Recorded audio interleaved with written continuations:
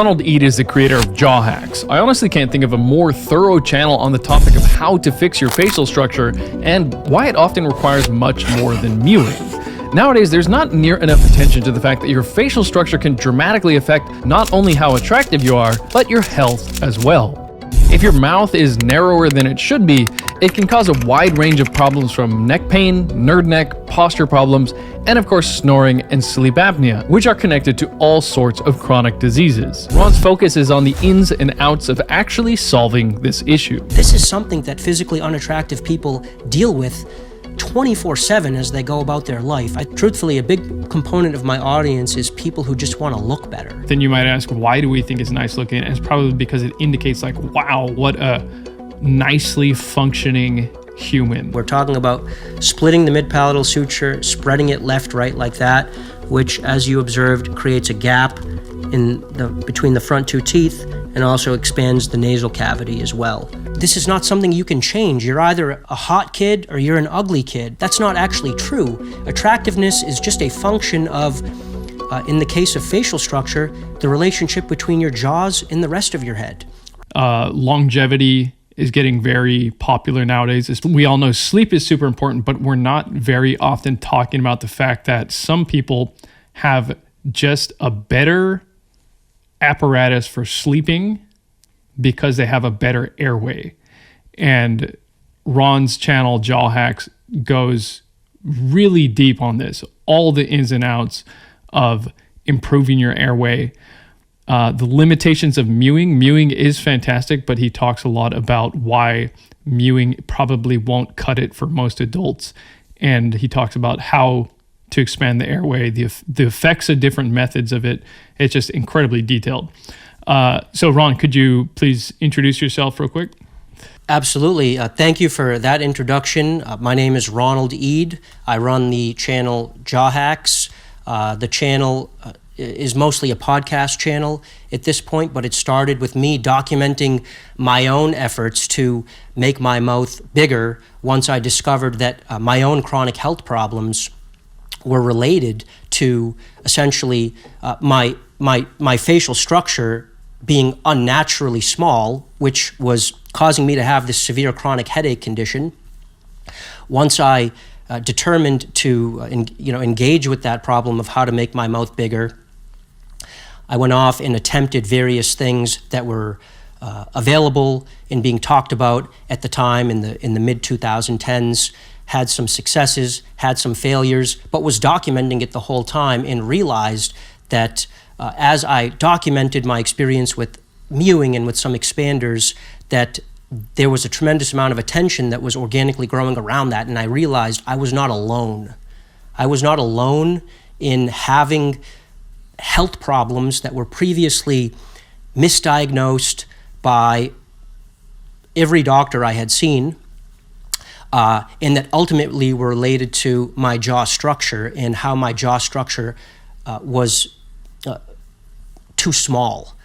And there's many people who I think are in my position that have health problems that are related to unnaturally small facial structure, which directly affects airway and posture. And my channel is dedicated to answering the question of, okay, what is this problem?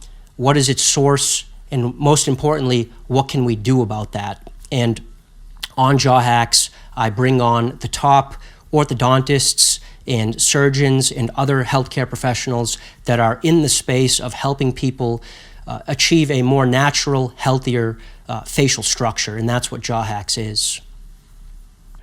Awesome. So what were some of the problems that you were experiencing? So, I mean, you had specific issues that were a result of having too small of an airway, too small jaws, and what were those specifically?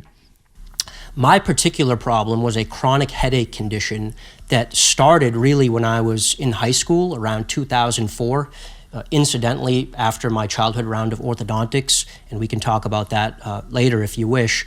But essentially, I had headaches that were deep in my neck and would rise up over into my scalp, into my eyes, my temples, my forehead, and down into my gut. I mean, these weren't like your standard headache where you take a Tylenol and sleep it off.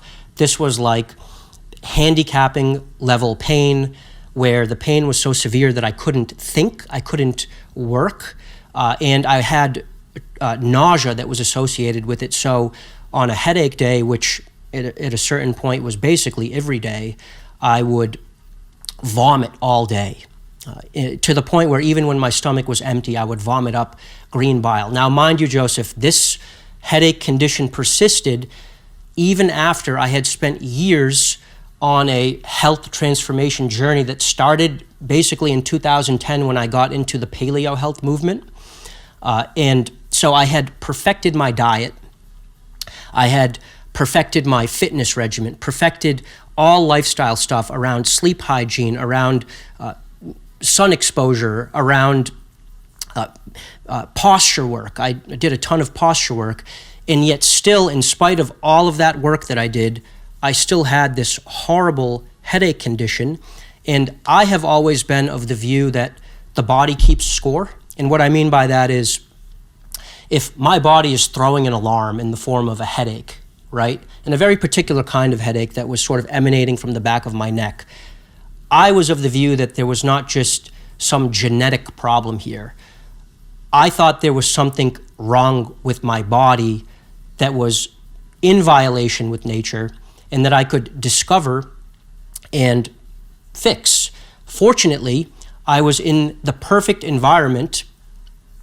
Once I left college, I moved into a Buddhist monastery in Southern California, where I had all of the space, all of the time, and all of the mindfulness skills to be able to laser into my body, examine this headache condition, and figure out what was maybe going on there. And it was during formal seated meditation where I was having that characteristic headache pain at the back of my neck, and I was attempting to sort of correct my neck posture. And I realized it was impossible for me to correct my neck posture into a pain-free orientation unless I stuck my tongue out of my mouth so that I could simultaneously tuck my chin, elongate my neck, but also breathe at the same time. So I was like, whoa, that's weird. When I stick my tongue out about a centimeter from my mouth like this, my neck neutralizes and my headache pain kind of goes away. And so then it occurred to me, is it possible like that there's something wrong with my mouth? Is my mouth too small? So again, being in that monastic environment where I could just be with my body all the time, I ran with the experiment. For the next few weeks, I just went about my day sticking my tongue out of my mouth like this, right? And the pain got much better. And so then logically I arrived at, damn, like I can't just stick my mouth out for the rest of my life. I can't stick my tongue out. At some point I'm gonna bite it. Like if I get in a car accident when my tongue is sticking out, I'm gonna freaking bite the tip of my tongue off. So it occurred to me, how do I permanently achieve an anatomy that can support my tongue being in that forward position? How do I make my mouth bigger? And that was the moment that set me off on this research project, this experiment of trying to make my jaws and my mouth bigger. And again, started documenting my process, realized I was not alone in having problems related to having a small mouth, and the rest is history. That's amazing. I mean, I said that in the intro about people are getting focused on longevity and they're trying to do all these different health hacks to improve their health, but they're not thinking about how the actual structure of their body is affecting their health. And I hadn't even, I knew your story to a bit, to an extent, but I hadn't thought about the fact that you had already done all these health hacks and stuff, and you were still just wrecked by it. And it kind of sounds like what you're describing with the tongue being constantly retracted or retracted more than it should be is, it kind of sounds like if someone is like this their whole life and they're like, oh, I have all this shoulder pain and I don't know why. It's like, well, extend your arm, dude. It's like, I can't. My arm's not built to extend. Yeah, and an analogy that I often use is imagine having shoes that were 3 sizes too small and going about your life like that. Your toes would be cramped. You'd have calluses all over your feet, blisters. It would be a miserable way to live. And I think that's how many people are going about their life, but with their facial structure. Their tongue is cramped. Their neck muscles are compensated as a result of negative postural compensations that have to occur in order for you to breathe with small jaws, and many other symptoms that flow downhill from that into the shoulders, into the neck, into the face, the temporomandibular joints, etc. That's the other thing. That was one of the reasons I was so captivated by your channel, is because, I mean, I have these huge issues with my jaws as well. And once you start to investigate it, I've done a lot of meditation myself, but I think it was, I can't remember how I came to realize this, but after a while, once you pay attention to this enough, because my issue is I'm constantly clenching my jaw, and I have what's called, is temporomandibular joint disorder. Is that the formal term that they still use now? Okay. So TMJD, right? So that's what I have, is where there's an issue with the joints in my jaw, and then this caused all these other effects. One of the main effects is that I'm clenching constantly at night. So I just woke up this morning. I've been going a little bit too hard on the caffeine lately, which is one of the triggers. But I woke up and my teeth just kind of hurt, like as if they're, you're smashing 2 rocks together and trying to chip them. But anyways, that's why a lot of people are like, whoa, you have such an amazing jaw and you must be really going really hard on the mewing. But that's not intentional. So I have these big masseter muscles that are there just from, I just go to sleep and I get a 6-hour workout on my jaws just by going to sleep. And then the effect of that is, I have a lot of discomfort here, but then there's tension here. It's in my neck. It's in my shoulders. So my neck posture is a bit too much like this. And that tenses up my shoulders. And I even dug into this a lot more and realized or learned that this even has a reverberating effect on the hips. And so when I'm like having a lot of jaw pain, I'll stretch out my hips, and that helps with it. And the other thing is, like, I was doing a little bit of martial arts. I briefly got into kickboxing and noticed that, if I could loosen up my jaw and loosen all this up, then I could kick better because my hips were more loosened up. So it's one of these puzzles that I wonder if people are realizing that maybe their back pain, their shoulder pain, their neck pain could have something to do with their jaws. Right. So what was the first thing that you did that was, you used the tongue strategy because you were realizing how the musculature is intertwined.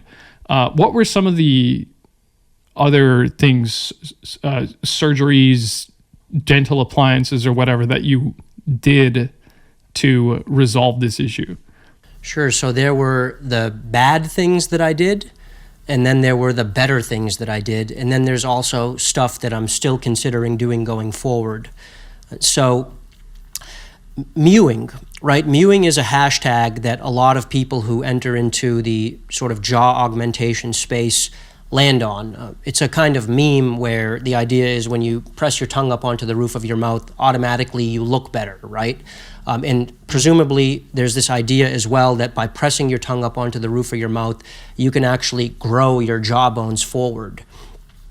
And when I began trying to answer the question of how do I make my mouth bigger back in 2014, I started with mewing. And as you alluded to earlier, I had partial success with that. And the partial success with mewing was I improved my muscular function. I made the soft tissues of my face look better and work better. Specifically, I strengthened my tongue so that it could come up and rest onto the roof of my mouth at most times of day, not really at night. The night, as we can talk about, is really like where the kings are separated from the boys, because all of this stuff is possible to attempt during the day. Proper tongue posture, aka mewing, is easy during the day, but the question is, are you able to maintain that at night? I developed my mewing skills, and that was very useful in terms of optimizing the bone structure that I had at the time. 2 years into that, what I was realizing was mewing was not actually changing the bone structure itself. In other words, I had plateaued. And this is not only an experience that I have, this is an experience that all people attempting to mew over the age of, let's say, 15 have this same experience of they immediately get some good results in terms of their tongue function, in terms of the musculature of their face. They start to look better. Their double chin resolves itself a little bit because all of this musculature gets more taut. But what they find is they're not achieving this skeletal transformation that they were sold in some misguided, misleading mewing videos that they'll encounter on TikTok or YouTube or Instagram. So first attempt, mewing. Mediocre success, soft tissue only, no skeletal change. Second attempt, tooth-borne expanders. So when I realized that I was not going to be able to change my bone structure using just my tongue, I thought, okay, well, perhaps there are some professional white coat sponsored treatment modalities that I can pursue to this end. And I landed on tooth-borne expansion, which are essentially expansion devices that are removable and then go into your mouth and push on your teeth in an attempt to try to make your jaws bigger. Now, these are advertised as being able to make your jaws bigger at the level of the skeleton, but that's basically bullcrap. All they end up doing is tipping out the teeth, making your mouth slightly bigger insofar as your teeth are being tipped, but not actually changing your skeleton at all. So I had failed tooth-borne expansion. Next was when I finally achieved some success in making my mouth bigger at the level of the bone and actually improving my breathing. Please. Sorry to interrupt real quick, but just was you talking about the tooth-borne expanders? Some people might be familiar with, it was James Nestor's Breathe, right? Where he recommends one of those? Okay. So I just, in case people weren't sure what those, they might be familiar with that if they've read the book. But sorry, you had some success with. Yeah, let me see if I can actually, here. So this is a tooth-borne expander. And this is a piece of acrylic and metal wire that has a variety of jack screws on it that you place in your mouth. It's custom fit to your mouth, and then you turn the screws and it essentially spreads apart and pushes on the area around your teeth. This is exactly what James Nestor was talking about in his book Breath. I believe he was using was it a DNA appliance? I believe it was a DNA or a homeo block that James Nestor was using. It was homeo block. Okay, which is essentially, it's not exactly like this, but it's the same idea. It's a removable acrylic metal appliance that pushes on the area above and around the teeth. This is exactly what I attempted with really not only no success, but negative success. I hurt myself. I damaged my teeth. Teeth are not meant to be pushed on in that way. It's a completely unnatural force. In fact, all orthodontic forces are unnatural and inherently unhealthy. They cause gum loss, they cause resorption of the roots of the teeth, and they cause alveolar bone loss. Alveolar bone is the softer bone that the teeth actually sit in. Even moving teeth side to side, as anyone does when they're getting braces as a child, is bad. But when you actually start pushing outward on the teeth, that's really bad, and it essentially ushers in a sort of death sentence for the teeth that can never really be reversed or cured. It can only sort of be managed going forward. And that is what happened to me with my expander, which is actually right here. This is the specific expander that I used. So Nestor got that wrong, just to cap that point off. Nestor was wrong about the solution to small jaws. So I disagree with him on the use of the homeo block. Yeah, and it's unfortunate because, like, I think already this is quite niche, so not too many people know much about maxillary expansion. But then that might be the one piece of information they get on it, because that book became quite popular. Didn't you say that using that particular type of appliance, you actually had your teeth became loose? Is that right? Yes, exactly. And tooth mobility is the ultimate terrible thing that can happen when you use tooth-borne expanders.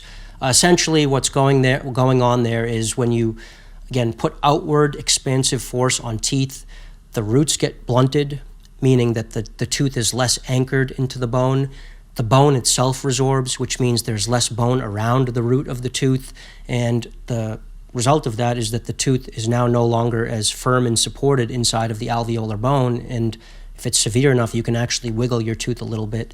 And this is something that happened to many people who used a different tooth-borne expander, which then was exposed in a very public way via a major class action lawsuit of patients who used this tooth-borne expander, had severe dental damage, especially around their upper front teeth, in many cases losing their teeth completely.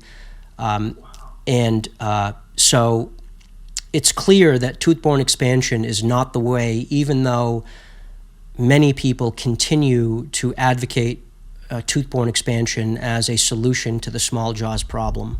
But it's most certainly not, and that is one of the key points of the Jawhacks channel, is to expose the truth about tooth-borne expansion as a false path. Moving on from there, you said you had done a tooth-borne appliance and that did not work out very well at all. And where did you go from there? Realizing that tooth-borne expansion was an inherently flawed approach, I then moved on to skeletal expansion, which is expansion that occurs at the level of the basal bone of the jaws rather than the teeth or the alveolar bone around the teeth.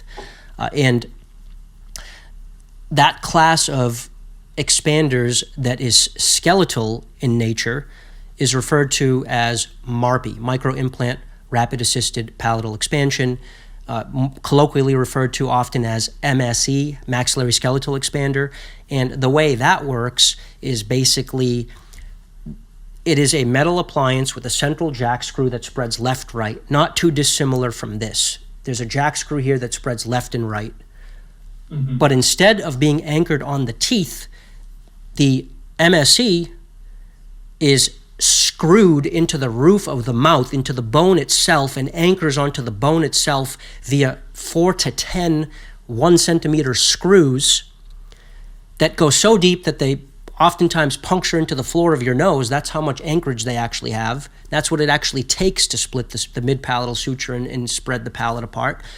And so you screw these appliances into the roof of your mouth and then turn the jack screw, and then voila, the palate splits in half and expands in the left-right direction. And the beauty of that is that not only are you making your mouth bigger, at least in one dimension, the left-right dimension, but because the roof of your mouth is the floor of your nose, you're actually expanding your nasal volume too and improving your nasal breathing. So you're killing two birds with one stone with that class of skeletal expanders.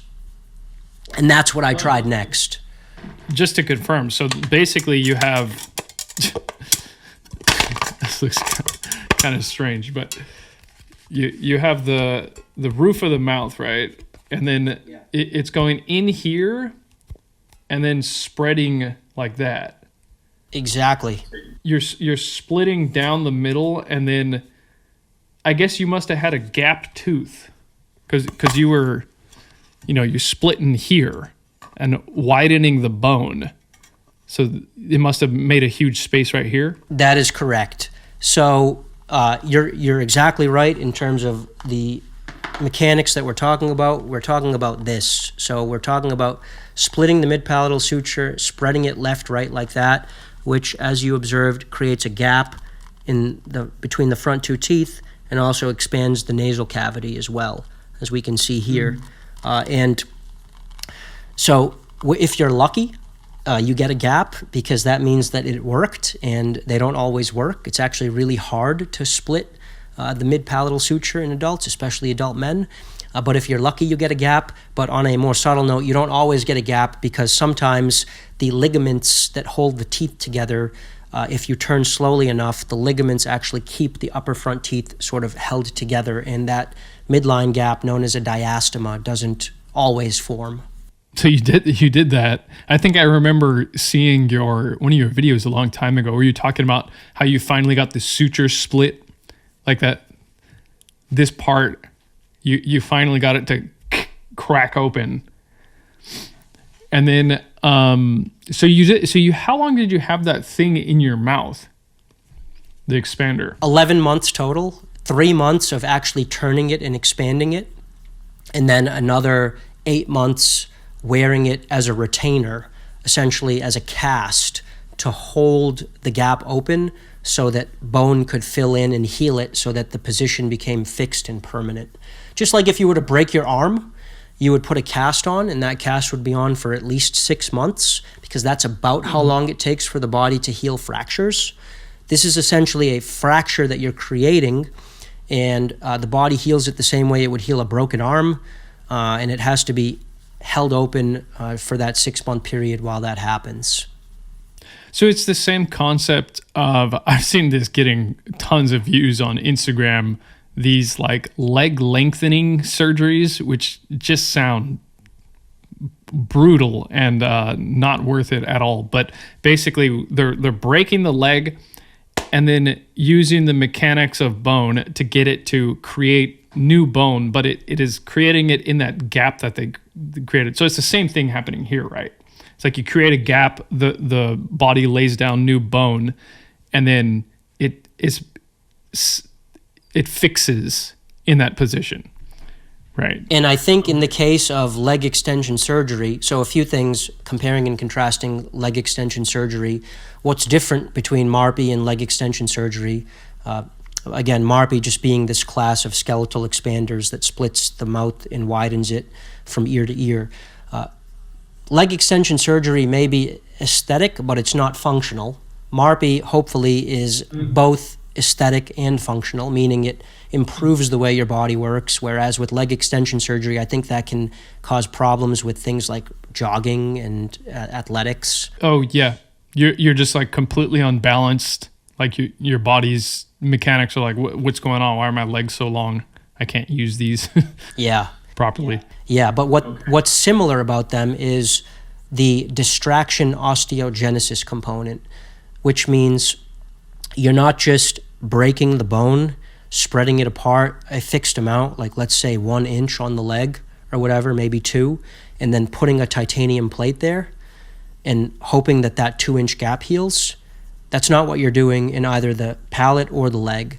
What you're doing is you're putting in an expansion appliance that you turn gradually, and in the case of the one in your mouth, it expands about 1/7 of a millimeter per turn, and so you're turning about, let's call it 1 millimeter every 2 weeks, and I don't know what the rate of expansion would be in the leg, probably something similar, and because you're turning gradually, your body is filling in as it goes so that it never faces this problem of like, oh shit, how do I fill in this 2-inch gap?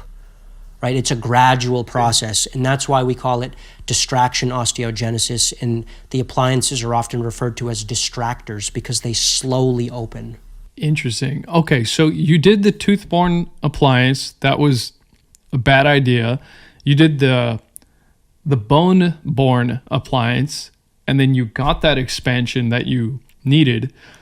Did that solve all your problems, or where did that leave you? It left me much better. It was certainly a huge step in the right direction. It did not solve all of my problems. Let me just speak to the good things that it did.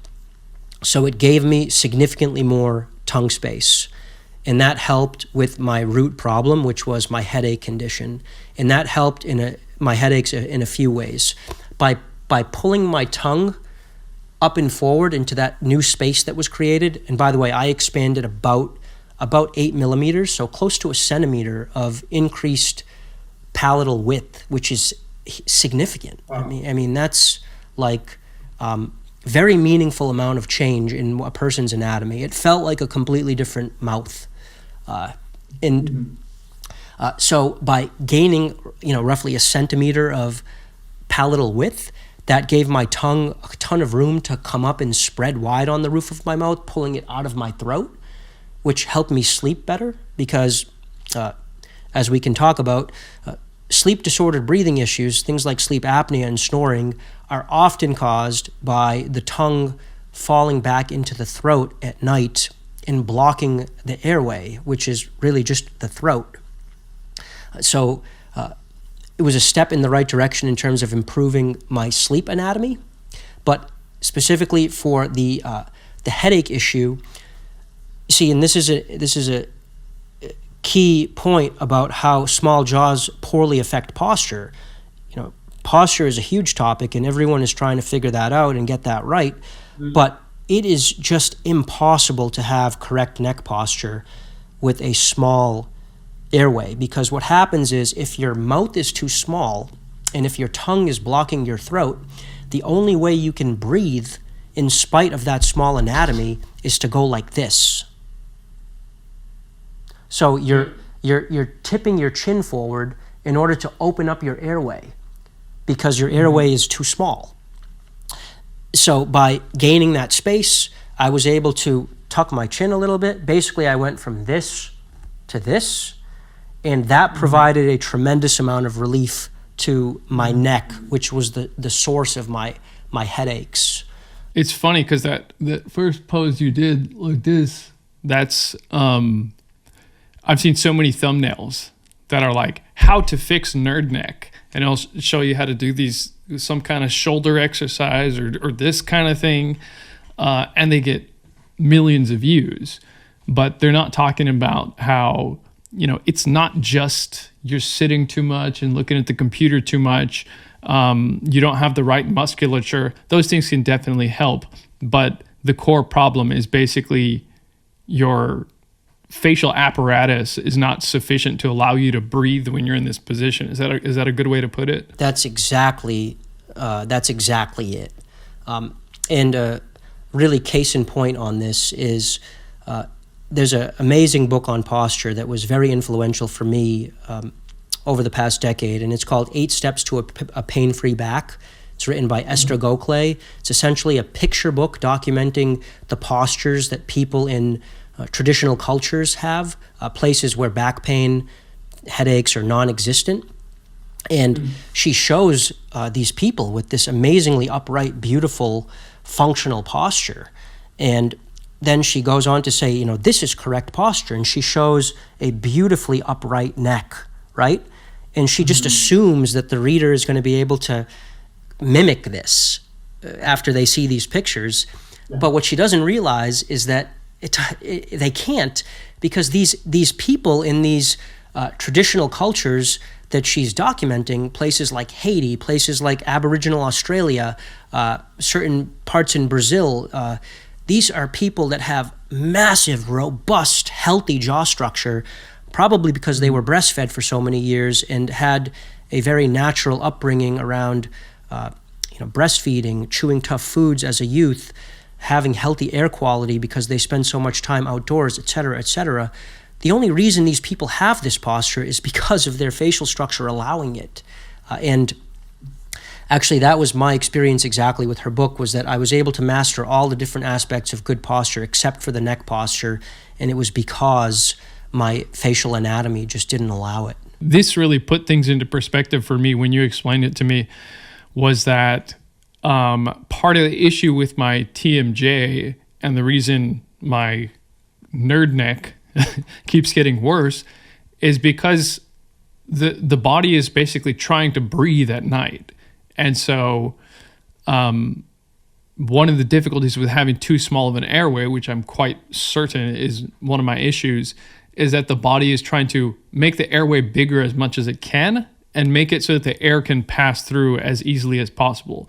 And so if I'm like this, I've got a small airway and my soft tissues are collapsing into my, backwards and kind of limiting my breathing, then one of the solutions is to bite down, make this rigid so that the soft tissues don't collapse, and then go like this to get more airflow through here. And so I'll wake up in the middle of the night. I'm just like, my neck hurts. And I'll even wake up and catch myself sometimes in this kind of position at night.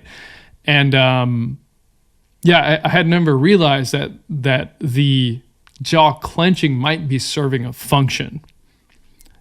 Like I just thought, it's, you have this TMJD thing, and then the body is stupid and just clenches all the time. If only it could stop clenching, but it's like, no, we need to breathe. So I'm going to make all this rigid. So I mean, there's a lot of intricacies to this about how, you might have some jaw issue and then it manifests in different people in different ways that are really hard to pick up on. So let me see. I just want to cap off your story, and then we can talk more about this concept of small airways, because I think it's something. It's kind of like a fundamental premise that explains the need for your channel, but it is something that I don't think enough people realize or consider, especially with the posture thing. I doubt the average person thinks like, the reason I can't get good posture is because of this bit right here affecting the rest of my skeleton. So where did you go next with your kind of jaw fixing journey?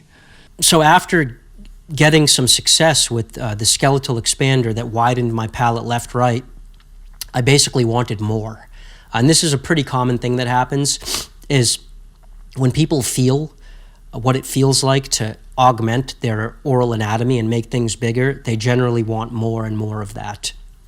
And so I got a partial cure, but not a total cure. I still have a lot of neck pain, although it's much better. Obviously, I'm functioning now. I'm married. I have a child. I have a second daughter on the way. I'm operating my YouTube channel, as well as another business, which is more of kind of a seasonal job for me. But I'm not quite where I want to be in terms of like biohacking my way to feeling amazing more often than I do now. And so to make a very long story short, those nasomaxillary expanders, the skeletal expanders that we talked about, the MARPI, the MSE, that expands things left, right. But what it doesn't do is move the jaws forward. And generally when jaws are underdeveloped, when they don't grow to their natural size, that doesn't just happen in one dimension, left, right. That happens three-dimensionally, left, right, front, back, and also the angle of the jaws is another key vector of underdevelopment and therefore jaw reconstruction. And so what I would like to do next is have an orthognathic jaw surgery, a double jaw advancement surgery that moves my jaws forward about 1 centimeter so that I can really achieve a truly natural anatomy, relieve my airway issues, correct my neck posture once and for all, and really, hopefully, never wake up again with a severe headache. Tell us more about this surgery. Why is it that you were talking about the forward advancement, why that's good? Is that something that happens to be good for you only because you have that specific tongue issue, where if only you could have your tongue sit a little bit more forward, you'd feel a lot more comfortable? Is that why you want the advancement? Or is this something that most people don't realize that they might have been better off with their snoring, their sleep apnea, their neck posture, their shoulder pain, all this kind of stuff, if their jaws grew a little bit more forward? So we're talking here about reconstructing the anatomy that we should have developed if all had gone according to sort of God's plan or nature's plan for us. But something happened in our youth that veered us off in the wrong direction in terms of facial development, right? And like I was saying before, facial development, when it happens, and it happens quite commonly, happens three-dimensionally. And that means left, right, but also front, back. And the front back component is extremely consequential for both health and for aesthetics, right? Just a word about aesthetics. I mean, when we look at people that we consider attractive, what are we talking about, right? When we're talking about men, we often talk about the sharpness of their jawline. That has everything to do with how far forward the jaws have grown. So when you think of someone who looks characteristically nerdy, think like Napoleon Dynamite, the epitome of like a geek. What does his face look like? It looks set back. It looks like his jaws have melted down and back. So we're talking now about a procedure that brings the jaws forward. That, number one, makes you more beautiful. Number two, though, with respect to health, it's extremely consequential. Number one, with regards to posture, for some of the reasons we talked about earlier, which is to say that when your tongue is jammed back in your throat, it's hard for you to breathe. And so the body compensates in this functional but ultimately compromised way where breathing is the body's prime directive. It'll put oxygen intake ahead of anything and everything else in terms of its priorities, but that's going to come at a consequence in the case of the negative neck posture that a person adopts in order to be able to breathe better, that chin forward, nerd neck posture that we talked about earlier. That causes a tremendous amount of damage at the back of the neck. And by moving the jaws forward and opening up the airway, we relieve that problem. Additionally, when it comes to sleep apnea. What is sleep apnea? Sleep apnea is when essentially we choke in our sleep, we stop breathing in our sleep. And oftentimes people think that only happens to overweight people and elderly people who have all of this excess fat tissue in their throat, in their airway, but that's not true. It happens to plenty of young, thin people. It happened to me, and basically what's happening there is because the jaws are so set back, the tongue and the throat itself just pinch shut under the force of gravity when we lay down in bed at night. And so by moving the jaws forward, we give the tongue a place to go that's not down and back, that's up and forward, so that we can keep our airway open and actually breathe in our sleep. Additionally, when we move the jaws forward surgically, we're doing at least two other things. We're opening up the nasal passage so that we breathe better through our nose. Anytime we do a double jaw surgery, we're dropping the palate, which makes the nasal volume, so the nose and the palate are, of course, intricately connected. And when we move the palate forward, if you think of the nose like a triangular prism, we're making the triangle taller by dropping the palate and moving it forward. Additionally, there's a part of our oral anatomy called the soft palate, which is a soft tissue that's connected to the back of the hard skeletal bony part of our palate. And this, if it's pushed too far back in an underdeveloped facial structure, pinches at the top part of our throat and at the back of our nose so that it feels harder for us to breathe through our nose. And when we move that forward, we, again, relieve our nasal breathing in that way too. So essentially, by moving the jaws forward, we breathe so much better. That improves sleep, which it's almost trite now to say how important sleep is. Everyone is talking about the importance of sleep. You name it, every health influencer is trying to figure out sleep. What I'm not hearing them talk about is the relationship between jaw structure and sleep, but we all know how consequential it is to sleep well. Moving the jaws forward definitely helps with that, definitely helps with posture, and definitely makes us more attractive, which, truthfully, a big component of my audience is people who just want to look better. You know, they know that there's something wrong with the way they look. Ever since they were young, they've been considered like not one of the good-looking kids, or maybe they even think of themselves as ugly, and they were told when they were younger that this is not something you can change. You're either a hot kid or you're an ugly kid. But whatever it is, you find out like in the 4th or 5th grade, and that's where you're stuck for the rest of your life. That's not actually true. Attractiveness is just a function of, in the case of facial structure, the relationship between your jaws and the rest of your head. right? And so if we can actually intervene and reconstruct the jaws, we can become more physically attractive. Right. It's like, an attractive face is a functional face, right? There's kind of, there's a bunch of different ideas you can generate based on this. It's like we have come to find a particular, nice high cheekbones, kind of wider maxilla, zygomatic arch and all this stuff. It's like, yeah, we think that's pretty and we think it's nice looking, but then you might ask, why do we think it's nice looking? And it's probably because it indicates like, wow, what a nicely functioning human. Like not only is that's such a nice looking face, like, oh, that face must work so well. It's like when you see some machine that's just like moving around in this amazing way, and you think, oh, well, that's so cool how functional it is. Yeah, no doubt, man. Certainly, I think innately humans find what is attractive to the lizard brain is that which is functional.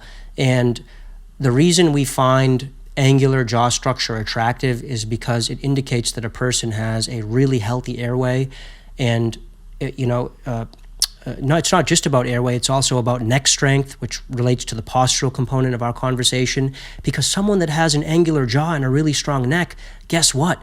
They can get punched in the face and eat that punch. They have a concrete chin, right? And so they're going to be more physically formidable. I mean, think of any MMA fighter. Think of Khabib Nurmagomedov. Think of these Dagestani fighters that have these incredibly block-like facial structures, and how formidable they are in the octagon. It's like, what do we think of as there's the Chad, right? What does a Chad look like? He's got these broad facial features, just like this big thick neck, this kind of square jaw, right?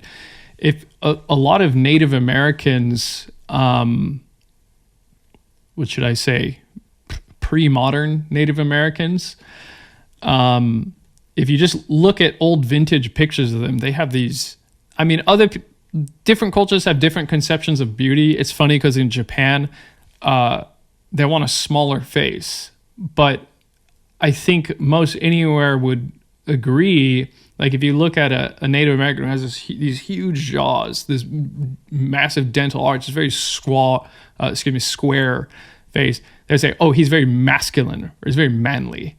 So like, there's some level of appreciating that's a good thing. That's a well-built human, right? And then it not only does it look cool, it has all these functions. Like it's like they could probably, breathe water through their nose. I don't know if that's the best way to put it. It's just it's got so much airflow, right?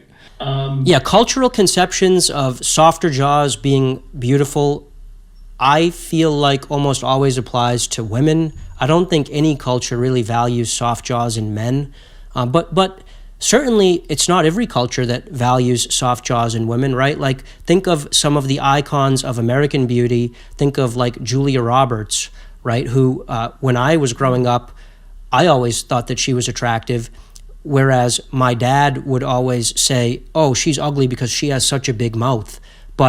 And so there's a variety as to whether or not people find angularity in women attractive, but certainly, the Julia Robertses, the Margot Robbies, the Venus and Serena Williamses, these are women with really angular, prognathic, bony faces. It's an interesting thing because I remember, what was it? There was, I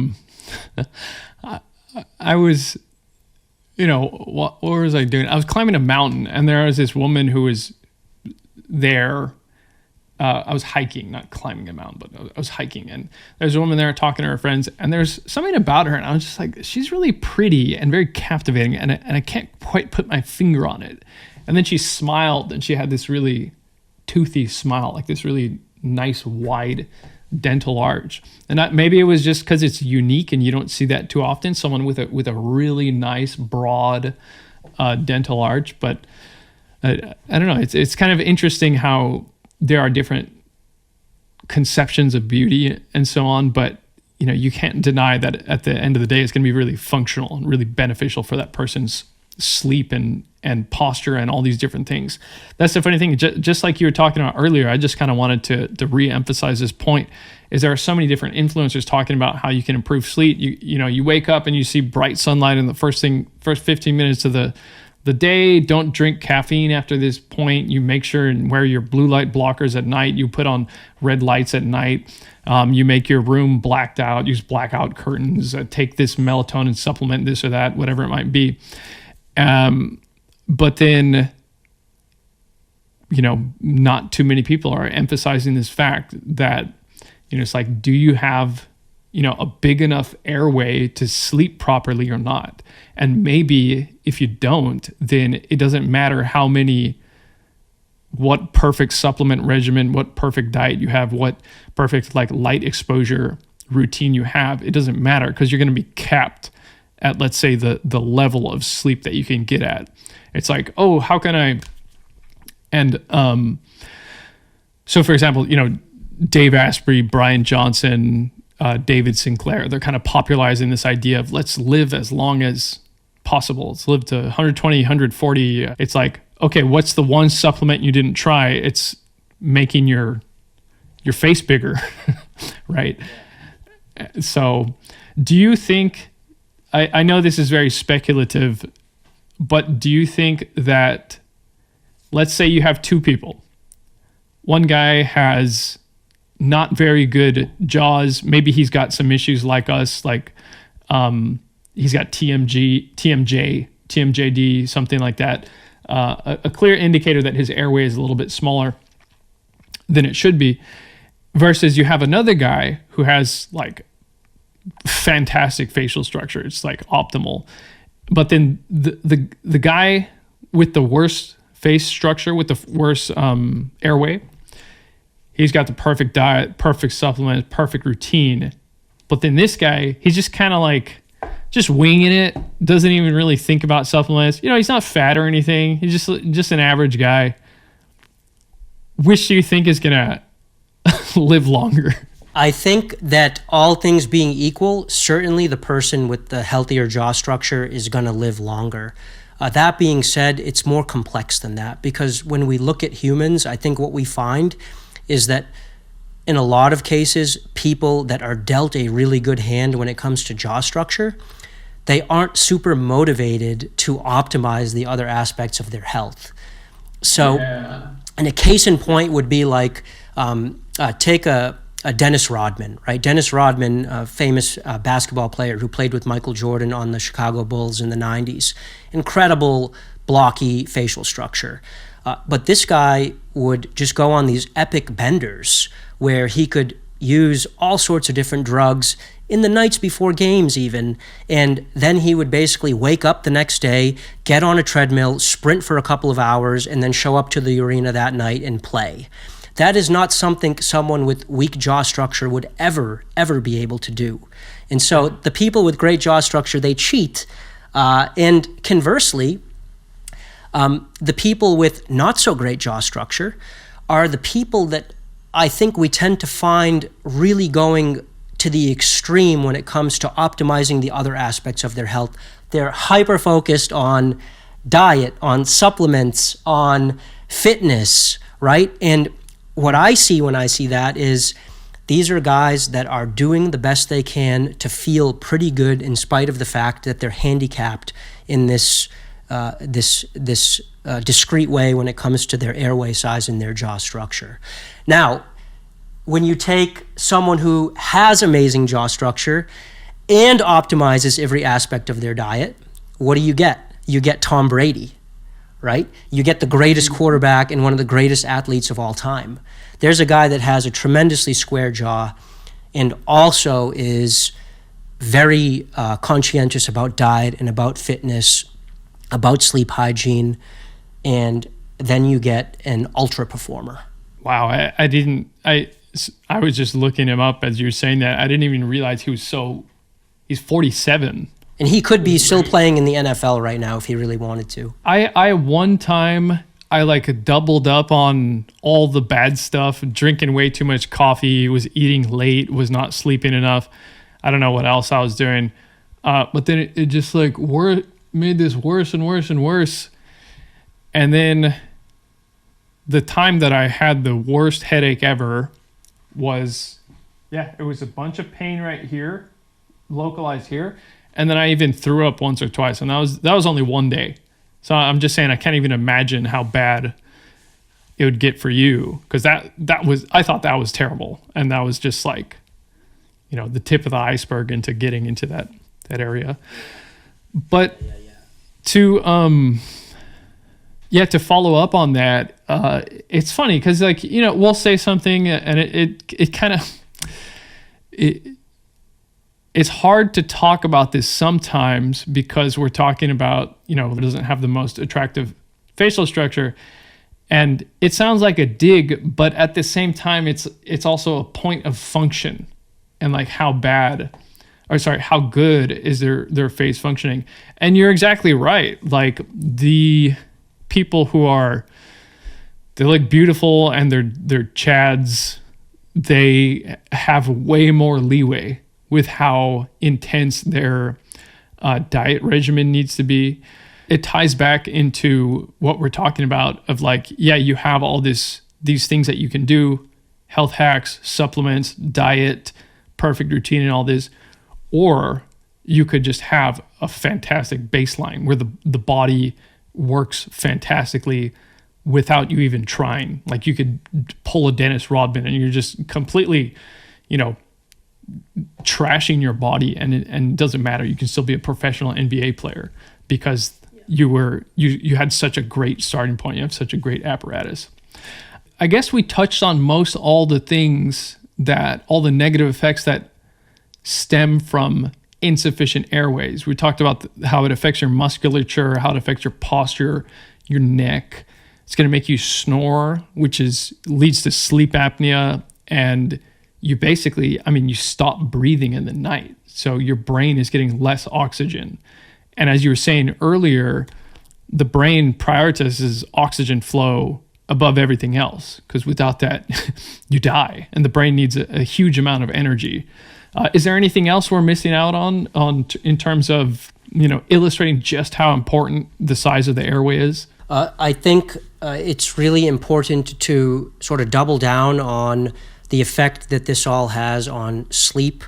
And I think there's a tremendous amount of discussion that's happening out there around how important sleep is for all sorts of stuff, right? We're just now starting to discover, the healing function in the relationship between sleep, not only on physical health, but also on mental health. And people like Matthew Walker are out there talking about the importance of good sleep. And really, this ties intricately with that. If you want to know the significance of healthy facial structure, listen to Matt Walker, listen to the types of things he says about the role that sleep can and should play in your life, or how your bad sleep is hurting you. And remember that facial structure is a key to be able to optimize sleep, right? And unfortunately, I don't think Matt, either he's unaware of the relationship between facial structure and sleep, or it's just not something he's willing to get into for whatever reason, because it is an extremely complex topic. But people that are suffering from depression, brain fog, ADHD, inability to control their weight because sleep disrupts hormones that relate to appetite, all of these myriad things that depend on good sleep, then therefore depend also on healthy facial structure. It just, as you're talking, all these different examples are coming to mind. I remember seeing this one video of, it was a lighthearted BuzzFeed video, and it was two women were swapping their diets, and the one woman was super health conscious, had like the perfect wheat juice, something or other, spirulina with, glutathione and all this stuff in it. And that was like her daily thing to do. And the other woman she would wake up and eat. She's like, oh, my favorite breakfast is Reese's Puffs cereal. And she's just beautiful, has great skin, really pretty facial structure and all this.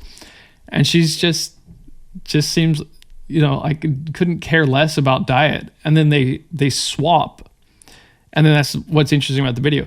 But the other woman, despite doing all this perfect diet stuff, I mean, she was a good looking person, but it was just kind of like there was a leg up with the other woman. And, I guess that's something it's uncomfortable to talk about, that like, hey, look, sorry, that, who's healthier? Is it the person with the perfect routine? It's like, sorry, that guy's just healthier because that's how he developed. And now, that's just how it is. Sorry. 2 other points, Joseph, about the effect that facial structure can have on a person's health. Number 1, the ability to exercise comfortably. If you are in a constant compromised neck posture, it's extremely uncomfortable to lift weights and to run. And that's something that I immediately improved upon when I did my palatal expansion, was that I realized that I could now run while breathing exclusively through my nose. This leads to correct oxygen-carbon dioxide ratios that lead to a sort of a sense of pleasure and bliss in the body. Exhaling too much, which is what happens when we mouth breathe, number 1, dehydrates us and also messes up our oxygen-carbon dioxide ratio, which basically makes it uncomfortable for us to be in our bodies. Carbon dioxide is an essential component of triggering the body or telling the body to deliver oxygen deeper into muscles. And when we dump our carbon dioxide at an inappropriate rate by mouth breathing, then we end up not getting oxygen delivered deeply into our muscles. And this can lead to kind of anxiety or panic or just a sense of discomfort, which is why when people are having panic attacks, you'll see them put a paper bag over their mouth and breathe into it. And what that's about is just to help them preserve more carbon dioxide, because the carbon dioxide leads to better oxygen delivery deeper into the tissues and has a calming effect. So when you have healthier jaw structure and you can exercise with better posture and while nasal breathing, it leads to this upward health spiral of exercising more and all of the good things that come from that. Right? So that's a key component. And then lastly, maybe slightly more controversial or less intuitive, maybe more triggering, there is something to be said for the boost in wellness and sort of self-esteem and all of the sort of lizard brain stuff that does to our health when we are more physically attractive. Pretty privilege is real. When we are more physically attractive, we go through life with less friction, and people just treat us nicer. And this is something I've noticed in myself, and I'll just speak for myself. But when I work with clients one-on-one, helping them navigate sort of the jaw health space, connecting them with the right doctors, encouraging them to consider safer, more effective treatments rather than more dangerous ones, like some of the stuff we talked about. And when I get on a call with a client, almost all of my clients are deficient in facial structure, which is why they're talking to me. And if someone with really retrognathic jaws gets on, I'm almost like annoyed when they get on. And I have to catch my lizard brain doing that and decouple that sort of caveman reaction to their unhealthy jaw structure and just take a deep breath and remember to like treat this person the same way I would treat a physically attractive person, which is with respect, sort of deference, wanting to win them over instead of sort of pushing them away. And this is something that physically unattractive people deal with 24/7 as they go about their life. I think Jordan Peterson talked about in lobsters how if they're lower on the totem pole, their brain chemistry is different, right? Like the alpha lobsters have a higher baseline of wellness. And that is a kind of health consideration. Yeah, this is a really uncomfortable subject, but it is, I mean, I mean, uncomfortable for the average person. I mean, I'm like well aware of exactly what you're talking about because it's borne out in the literature. It gets a little dark. There's certain studies finding that a mother will pay more attention to a more attractive baby. If they have multiple babies and then one is more attractive, the mother will pay attention to one over the other. Obviously that's not the case for all women, of course, but like notice how I have to put in that qualifier, like, okay, like don't, I'm not trying to say anything terrible, but like you said, pretty privilege is real. There's a book called The Aesthetic Brain, and they talk a lot about how people with better aesthetics get better treatment. And then if you look into the psychology of, say, the placebo effect, so here's the thing: is I recently went to visit my family. I was over in Europe, and I was hanging out with my family. And how many of us were there? So it was my 2, 3, 6, 8. So I was hanging out with eight people who I like them, they like me. I can just relax. I don't have to try so hard. Obviously, I'm courteous to my family and all that.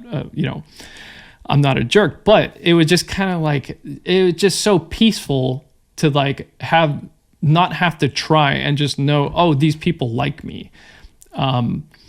Maybe that's not the best example, but it's just when you're in this feeling of, oh, everyone likes me, it's so much easier. Like everything, you just feel great. You're so much more relaxed.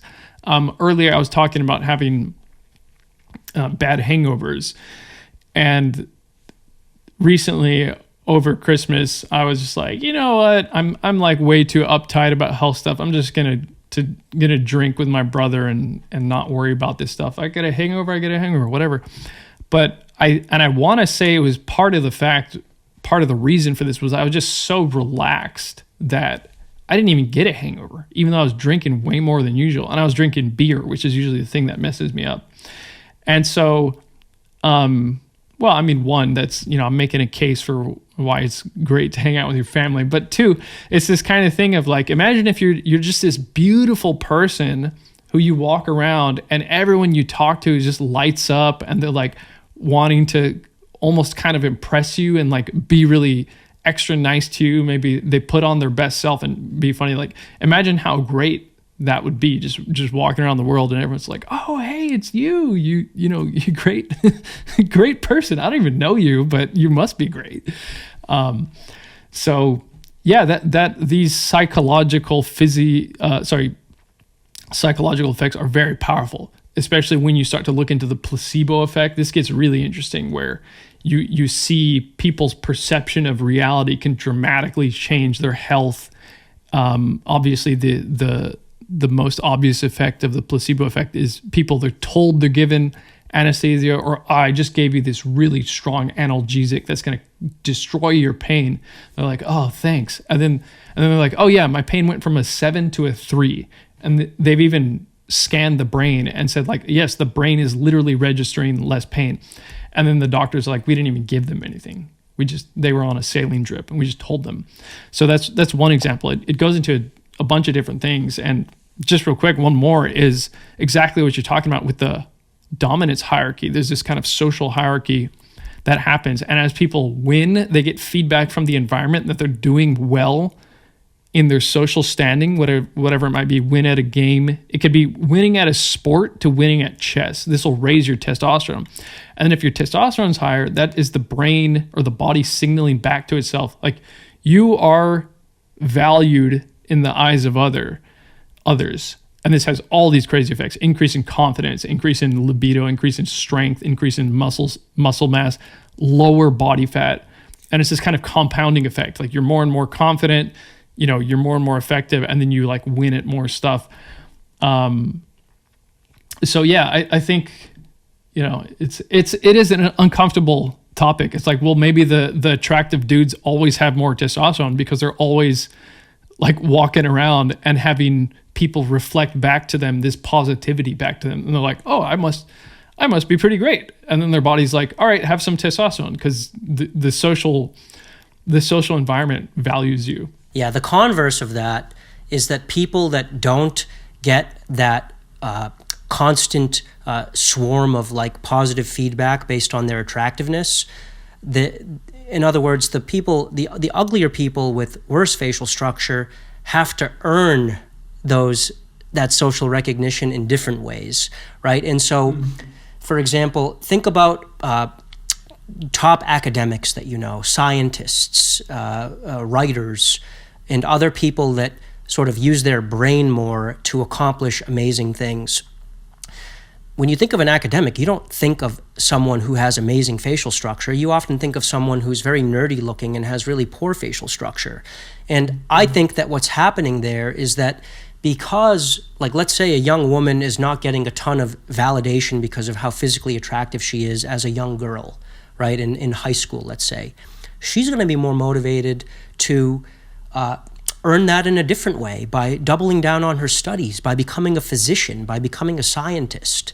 And so there is this kind of flip side of that where it's almost like a Napoleon complex, where because you're physically deficient, you're more motivated to go out and push yourself harder in areas where you do have control over the social feedback that you're getting.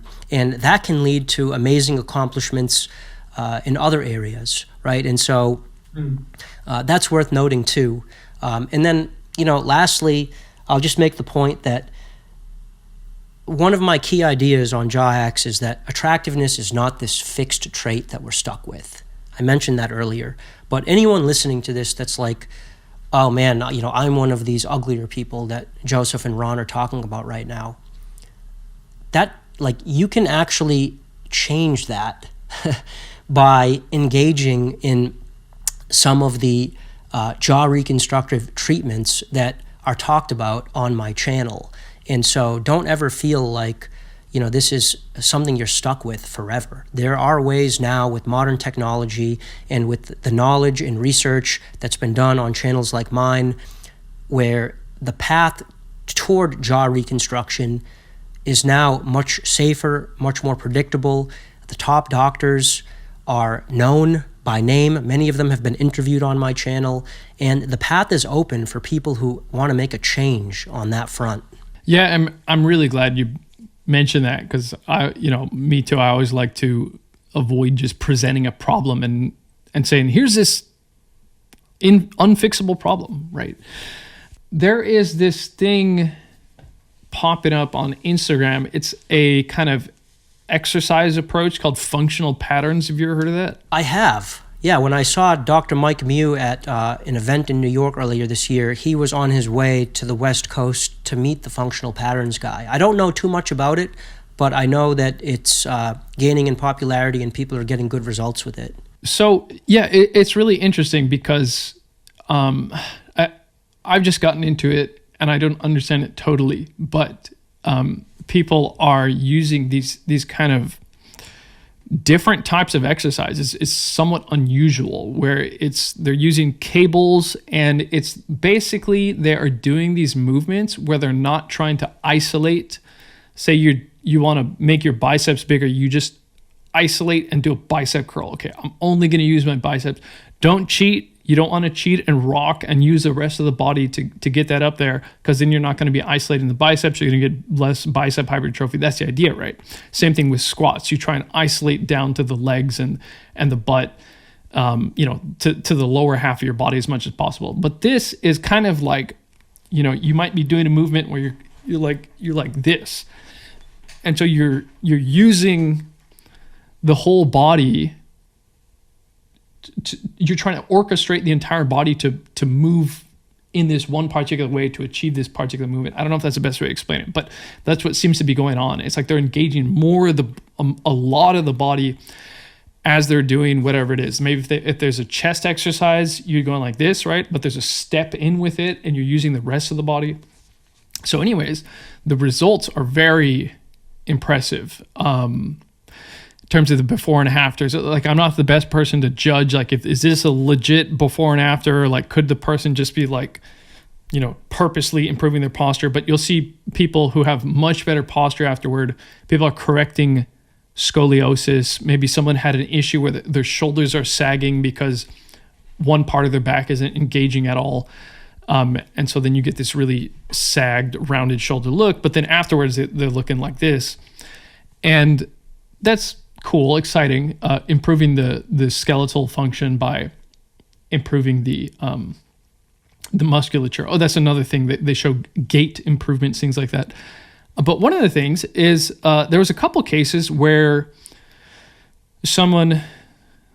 it was a testimonial about this person having this or that improvement in their body with the functional patterns method. And then it showed that their mandible was coming forward. Like something about, and you could see it, and it looked like a pretty obvious change to where it couldn't have been them just going like that. So I was wondering if you have this effect where it's like messed up airway, messed up jaws, worsening the posture, worsening the neck. And so I'm wondering, could you make any improvement? I guess maybe at least when it comes to the mandible, maybe I guess that's the only thing that really makes sense that could be improved. If you have this exercise modality that is actually improving posture as much as is possible without, getting a double jaw surgery or actually changing the bone to increase the airway. Does that make any sense? I know that was a long spiel. Yeah. No, of course it makes sense. I don't know if the people that you're seeing in those befores and afters are actually having any change in their skeleton. I would doubt that their maxilla or their mandible is actually growing forward. That just doesn't happen in adults in any significant amounts through any natural method. The only way that happens is through reconstructive procedures. What you might be seeing in those photos are postural changes that can have an effect on how the jaws appear. When and I know that you're saying that it couldn't just have been postural stuff, but I would push back a little bit against that. I wasn't trying to say that the bone was actually changing anyway. I think it was maybe like the position with which the mandible was sitting on the joint could be something or something there. I don't know exactly why in that particular before and after the person's mandible indeed looked more forward, but I don't think it would have been the bone growing in any way. Or maybe it was just like changing the way it affixes to the joint or something like that. So a few things can happen when you start to get your function working better, right? And I put this in the category of optimizing the structure that you currently have. A key point with jaw augmentation stuff is that doing the surgeries that make the bones of your face bigger is never enough all by itself. You also have to change the function of your tongue and other muscles within that new structure that you've built. Otherwise, guess what? It all relapses after a certain amount of time. If you do a double jaw surgery where you advance your jaws a centimeter and then you don't also fix the functional part of your mouth by improving your tongue posture, by habituating the pressing of the tongue gently onto the roof of the mouth at all times during the day and during sleep, if you don't become a habitual nasal breather after doing a jaw augmentation procedure, it will relapse. And historically, that is one of the big problems with the procedures that I talk about on my channel, is that they've been notoriously unstable. And that is one of the main points that people argue against doing a jaw surgery, is that sure, you can do it, but guess what? 10 years later, it's just going to go backwards. And that's true if you're not also doing the functional pattern, or what is often called the mewing or the myofunctional therapy component of this, which is to say changing the way that you use your body in addition to also changing the structure itself. And that's why I've often said on my channel that, even though mewing doesn't change the bone structure, mewing is necessary. My tagline when it comes to mewing is that mewing is necessary but not sufficient, meaning that it's necessary to train musculature, posture, soft tissues, but it's not enough to change the bone structure itself. So it's possible that in the case of these functional pattern people, people who implement this skillfully, maybe they're not fully optimizing the bone structure that they had to begin with. Maybe there's tension in the musculature of their face where their jaw is sort of trapped back, not just in a skeletal fashion, but in a muscular fashion. And by loosening up their facial muscles, getting things to relax, and maybe even pushing their upper front teeth outward a little bit just through tongue force, right? You can tip the teeth a little bit with your tongue. Some amount of that is healthy, especially if the teeth are unnaturally tipped in. We call that compensation, dental compensation, when the teeth are in an unnatural orientation as a result of poor function. If you're just decompensating your teeth a little bit, creating a little bit more oral volume, giving your mandible an opportunity to slide forward a little bit, that can change the way you actually look. And basically that's going from something like this, right, to something like this. Yeah. Where you can look dramatically different even though the skeleton itself is not changing. That makes a ton of sense with respect to what's going on with the functional pattern stuff. I don't know if it's useful to dig into why someone has this small airway. It might just be frustrating for them to learn about why that could have happened, because you can't really change the past. But it is really important for anyone who knows someone who is still young, maybe under the age of 15, or someone who's having children. I guess what I'm asking is, what do you think is the most important cause of a small airway? The answer to that question is a deep, dark rabbit hole. But to keep it simple, one of the main causes is, of course, a violation of nature. And in fact, I would argue all of the causes of the facial underdevelopment epidemic are all environmental factors that are, in one way or another, violations of nature. So one of the big ones is lack of breastfeeding. And again, another triggering topic. And of course, I understand that not everyone can breastfeed, and there's emotional and sociological reasons for that. Breastfeeding is very difficult. It's very time-consuming, and it can often be very painful for a woman too. In our culture, women are just not raised to ever have the intention of breastfeeding, right?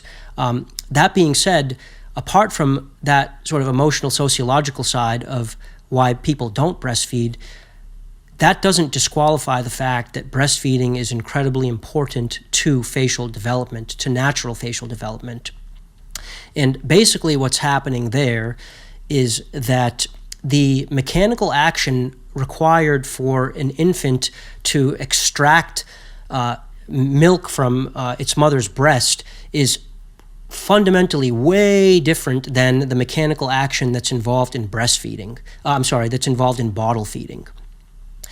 And when you breastfeed, it requires a skill, essentially, a muscular skill, a coordinated action of reaching up with the tongue, clasping the nipple between the tongue and the roof of the baby's mouth, and then using the tongue to work milk out of the mother's breast, similarly to, I don't know if you've ever gotten one of those like honey sticks at a farm where it's like essentially a straw full of honey, where because honey is pretty viscous, it doesn't just flow out of a tube. You kind of have to like you got to work it out. And that's what's required for a baby to breastfeed, whereas with a bottle, gravity sort of just allows the fluid to fall out of the bottle into the baby's mouth.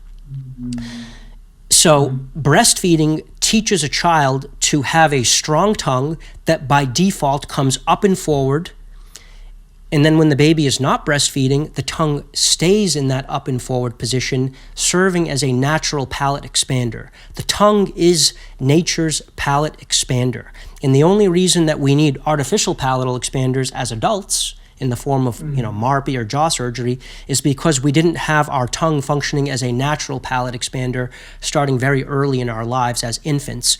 The overwhelming majority of facial development happens in the first 2, but to some degree the first 4 years of life. When we bottle feed, the tongue is just down on the floor of the mouth, where it's not up and pressing and spreading and advancing the palate forward, up, and in a upswung rotation. It's kind of like the breastfeeding is forcing the child to mew, like hard mewing. Precisely. Right. I heard a myofunctional therapist, that's another jargon word that you'll hear in the jaw hacking space.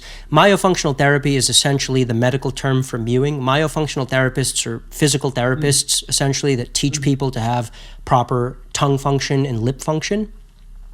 I heard a myofunctional therapist say once that all that myofunctional therapy, and you could say all that mewing is trying to teach people, is the thing that they didn't learn when they weren't breastfed.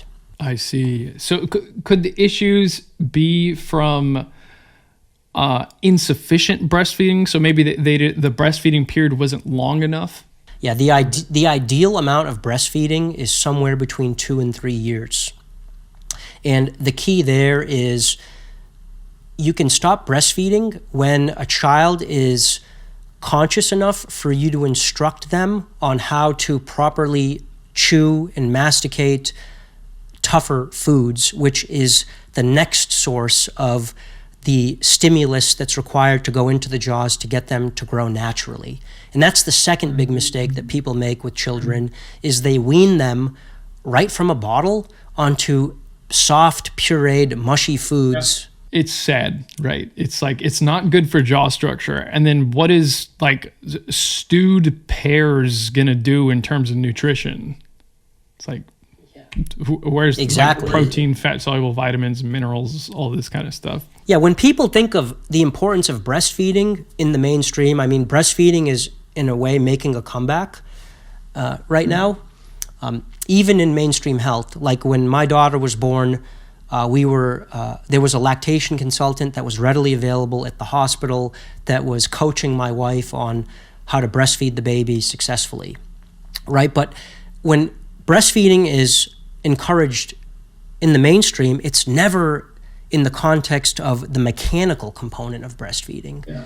It's always about the nutritional component of breastfeeding. It's about the probiotics. It's about the nutritional profile of breast milk as compared to formula.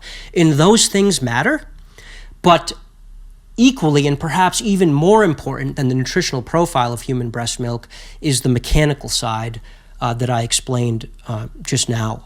And you get, better airway, better sleep, better just things are just going to work so much better in general. Yeah, the natural jaw development depends on certain force loads that nature had planned to occur within the jaws. And when those force loads, in the form of the baby's tongue pressing up and forward, or in the form of tough foods that the baby is masticating, when those force loads are not present, the jaws just don't get stimulated to grow in the same way that someone who doesn't lift weights doesn't grow bigger muscles and denser bones. It's funny because I talked to someone recently. His son is 3 months old, and I was talking to him about the breastfeeding component and how it's so much different from breastfeeding is so much different from getting liquid from a bottle. And he's like, "Yeah, I know. I've tried. Breastfeeding is really weird and hard." There's another part of breastfeeding that's really important to mention, and that is that it forces nasal breathing upon a child. So one thing my wife and I have observed in our own baby daughter is that as soon as a child is born, there's like this entropic pull toward mouth breathing.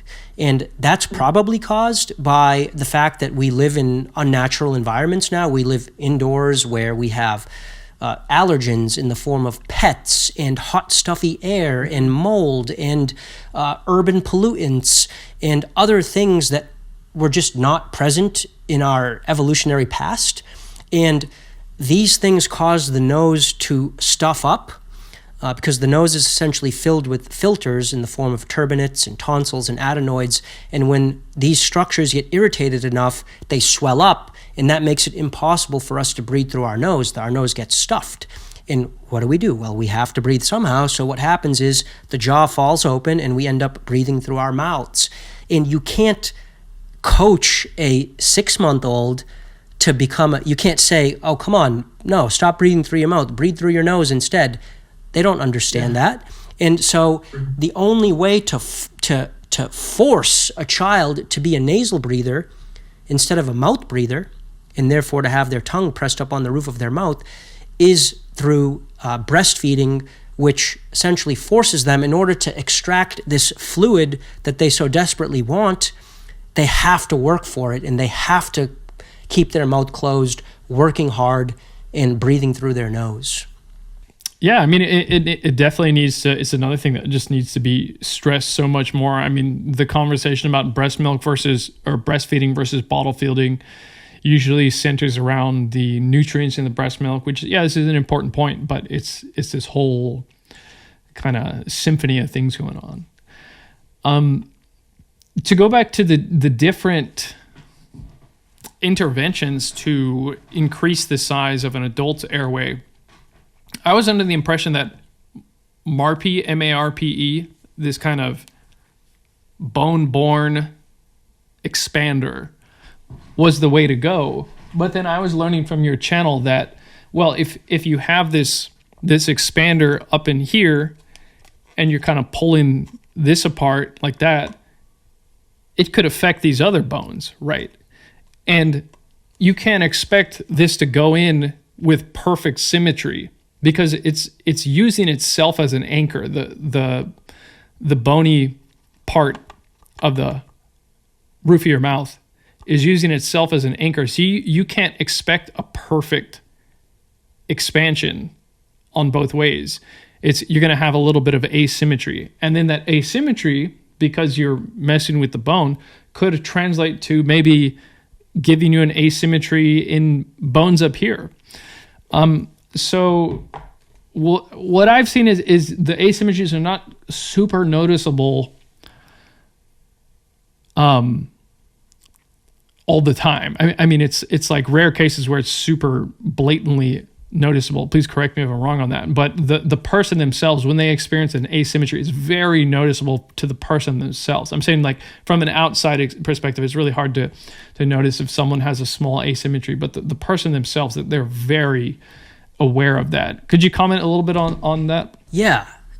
So MARPE, these transverse skeletal expanders that we're talking about, when they go well, they certainly can be the right choice for a lot of people, right? Like, this problem of underdevelopment exists on a gradient. It's not on or off. It's not black or white, where if you have this problem, you therefore necessarily must go to the most aggressive, most invasive, most extreme thing, which would be like a double jaw advancement surgery. For people that have a mild presentation of jaw underdevelopment, MARPE, like it was for me, can definitely be a step in the right direction if it's executed well. I think what you're getting at is when MARPE doesn't go well. And the fact of the matter is, MARPE doesn't go well more often than we initially thought when MARPE landed on the scene back in 2019. It is something that has to be very carefully and deliberately implemented by a wise provider who knows of the pitfalls that can occur with this thing. And you alluded to one of them, which is the asymmetry problem. Because the MARPE is a kind of a dumb appliance, and what I mean by dumb is that it doesn't have a way of correcting itself. It's just this brute left-right sort of Samson spreading the walls of the temple thing, where if if it's not perfectly oriented inside of a patient's mouth by an extremely conscientious and skilled provider, in that orientation, the vector of expansion of that appliance is not straight, then you will get a magnification of whatever crookedness the appliance was placed with. So if the appliance is placed instead of perfectly left-right, if it's placed a little bit like this at an angle, guess what? It's going to expand like this. And then the person's mouth is going to bulge out. The left side is going to bulge out forward, and the right side is going to bulge out back, right? This gets doubly exacerbated by a second problem that we have seen often with MARPI, which is overuse or overexpansion of MARPI, basically turning it too much and trying to achieve too much of an expansion with it. So let's say expanding it a centimeter instead of 6 millimeters. That extra 4 millimeters, if it's happening in the context of an asymmetry, is taking what would be a pretty benign, invisible asymmetry, and it's really magnifying it to the point where it's like, holy crap, what happened to that person's face? It can cause not only their smile to become crooked and canted, which is to say, instead of smiling straight, now you're smiling like this. That asymmetry can flow all the way up the midface to the base of the eye and cause a whole cheekbone to bulge out more on one side than the other. This can be very aesthetically disconcerting, straight up ugly, and also can have catastrophic effect on the person's bite and require a tremendous amount of orthodontic correction just to get the person's bite back. Yes, certainly in the past year or two, and this is kind of like nerd level 25 stuff in terms of jaw hacking, we're definitely in the weeds now. And it's good. It's good to get in the weeds because the weeds is where the money is made, so to speak, right? Like the weeds is really what you got to get into if you want to navigate this space skillfully and carefully. The trend has been to back off MARPI a little bit to make sure that if it's being implemented with the right protocols to prevent asymmetry, to prevent overexpansion. And I guess the bigger point is that MARPI is no longer seen as a silver bullet to solve all jaw underdevelopment problems. It's now seen more that it has a very specific, limited role that it can play in the form of like a moderate, very symmetric expansion, ideally, but that it should never be used to try to do what only a double jaw surgery can do, which is to say that it should never be used to really try to cure sleep apnea or to try to be leveraged to advance or rotate the jaws in the forward direction. So basically, it sounds like with MARPI, you can get a good amount of improvement, but you're not going to get, you're capped in the amount of improvement that you can get. To really get the full improvement, you have to get double jaw surgery. Is that safe to say? Like the amount of gains you can make are not the amount of possible gains you could get from something like double jaw surgery. Excuse me. Am I right to say something like double jaw surgery, or is it only double jaw surgery that gives you the maximal potential for gains? It's either only a double jaw surgery or a limited MARPI combined afterward with a double jaw advancement surgery. So you're right that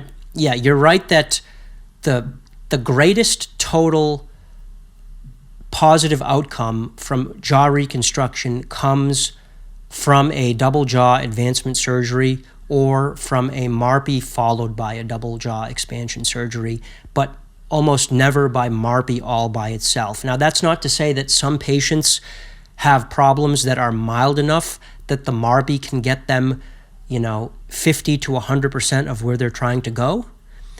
There are certainly patients that are in that category. Let's call them like fence case patients that look pretty good, feel pretty good, but are just looking to maybe improve their nasal breathing a bit, gain a little bit more tongue space.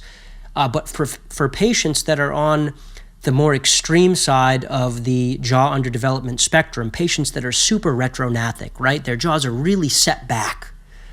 MARPI should not be used to try to correct all of their problems. Only a jaw advancement surgery can really give them what they need to feel better and look better. I see.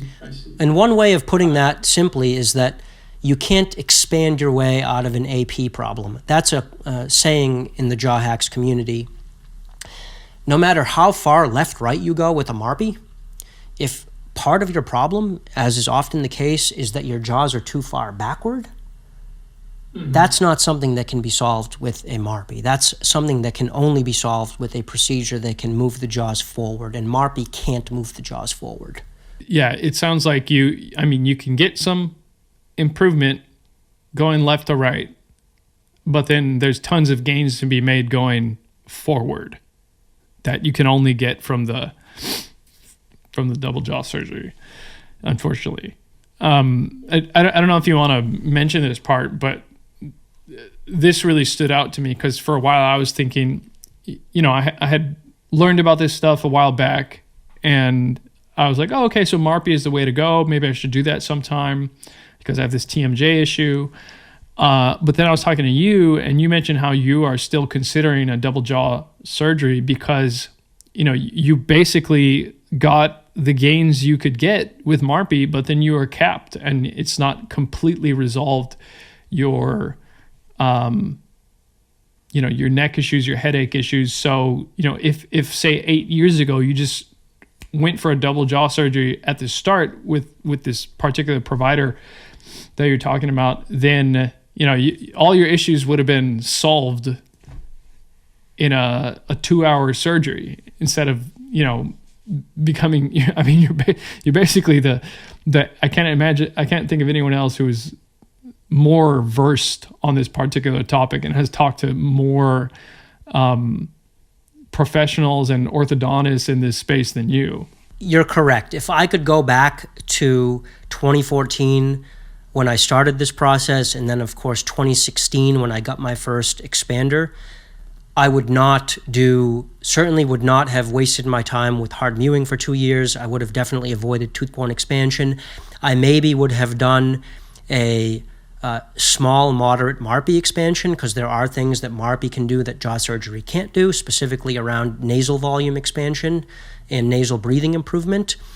But certainly I would have either done a moderate MARPI followed by a double jaw advancement surgery, or I would have just gotten a double jaw advancement surgery that also widens the palate at the same time that it advances the palate. That's known as a segmental jaw surgery. Certainly, if I had done that 10 years ago, Jawhacks would have never existed. I would have never been here to share my pitfalls with everyone and allow them to learn from my mistakes. But maybe me and my own health and my wallet and the health of my teeth certainly would have been a lot better off. And that's certainly what I coach people on now, is basically going right for the jugular. And I use the term the less invasive fallacy to sort of help people navigate through this pitfall that I fell into. And what the less invasive fallacy refers to is these non-jaw surgery treatments are sold on the fact that they're less invasive than jaw surgery. And that's extremely tempting because your listeners right now are probably thinking, jaw surgery, that sounds insane. I mean, cutting my jaws off and plating them forward to the tune of, $80,000 and having this extreme recovery and the risk associated with a procedure like that, that's insane. I'm not going to do that. There's got to be another way.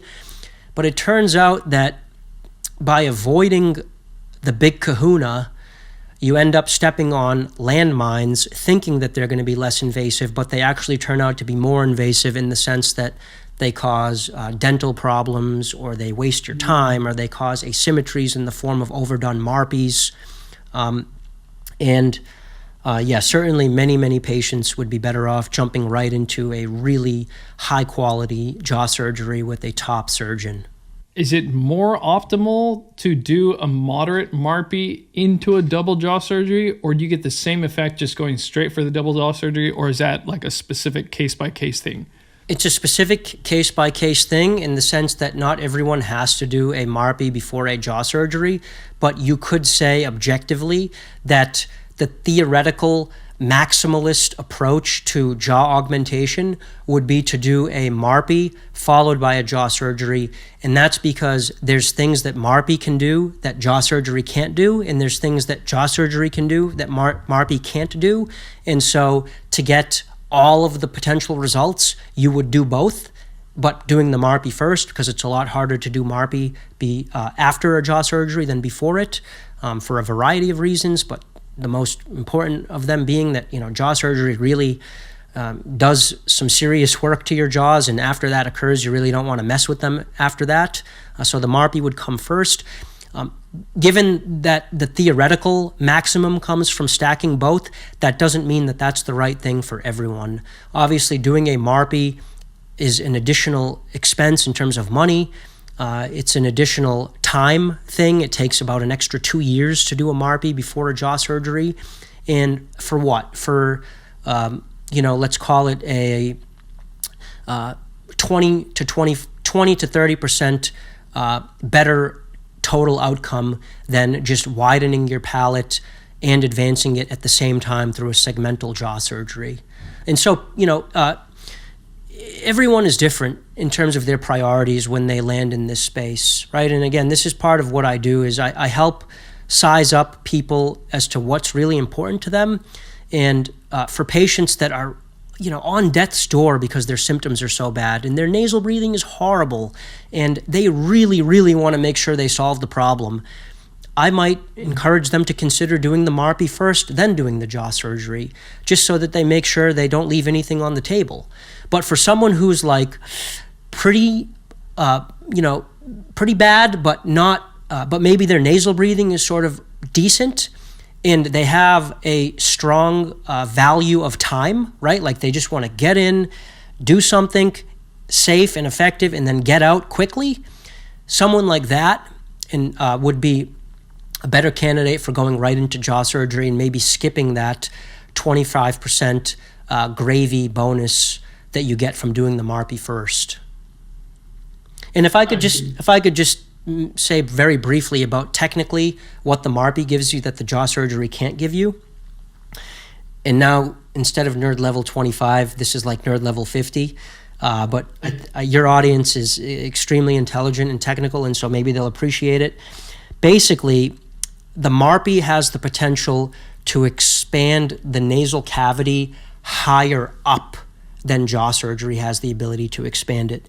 When you do a segmental Lefort jaw surgery, you're cutting across the maxilla right here, just beneath the cheekbone, and you're widening the palate below the cheekbone, right? And so the nasal volume augmentation that you're getting through a segmental jaw surgery stops here. Whereas when you do a MARPE and you're just expanding like this, that expansion goes all the way up to the base of your eyes so that even the top of your nasal cavity is widening. It's like spreading like that. So you get in the gains up here too. Yeah. I see. So if this is your nose, you're getting gains all the way up like this with the MARPE. Whereas with the jaw surgery, you're getting gains at the floor of your nose only. What about aesthetically? Like, I know a lot of people go into this, they're like, yeah, I'll sleep better, but hey, I'm gonna look a lot better. It's like, the 20, you're saying there's like 20% total gains more, 20% more total gains to be had if you do the MARPE plus the double jaw surgery. Does that mean 20% more gains in terms of facial attractiveness too? Very complicated question. I would say sometimes. And the reason for that is because of the cheekbones, right? So MARPE, because it expands up the midface, influences the cheekbones. It pops the cheekbones and makes them more prominent. And that is an aesthetic boon for a lot of people, because when people have facial underdevelopment, they not only tend to have retrognathic jaws and narrow jaws, but their whole midface tends to be flat, because actually the maxilla is not just the roof of your mouth, it actually goes all the way up your midface. It's sort of one contiguous bone. And so that widening of the cheekbones can be very aesthetic, especially in the context of someone who's considering doing a jaw advancement surgery, because one of the big risks aesthetically of jaw surgery, I've spoken a lot about the aesthetic benefit that a person could stand to gain from a jaw surgery by moving their jaws forward, but one of the big aesthetic risks that someone has when they do a jaw surgery is something called the dog face or the crocodile face, which is when you pull the jaws forward from here down, right? Remember, we're cutting here when we do a jaw surgery. It's called a Lefort cut. When we cut here, none of this changes. And so if you're pulling this forward, but you're not doing anything to this, and this is underdeveloped just as much as this is, then you can get a weird kind of bottom-heavy aesthetic outcome that looks kind of like a dog, where the jaws are projected forward, but the rest of the face is set back.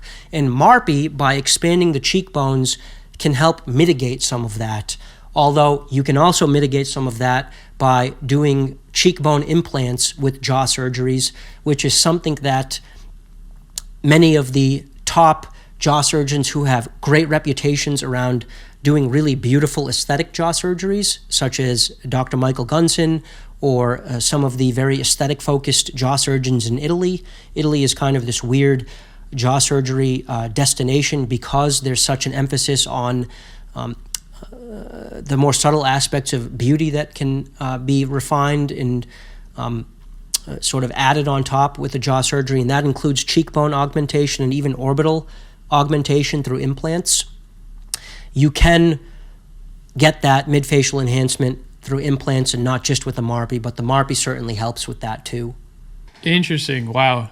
It's, I guess it's no surprise, like trying to change the shape of your face manually is not an easy process.